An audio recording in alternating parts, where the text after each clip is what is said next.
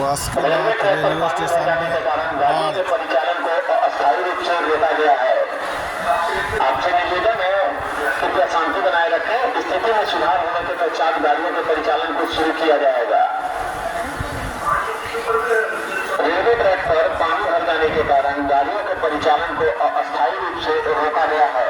स्थिति में सुधार होने के पश्चात ही गाड़ियों का परिचालन शुरू किया जाएगा। आपसे निवेदन है कृपया शांति बनाए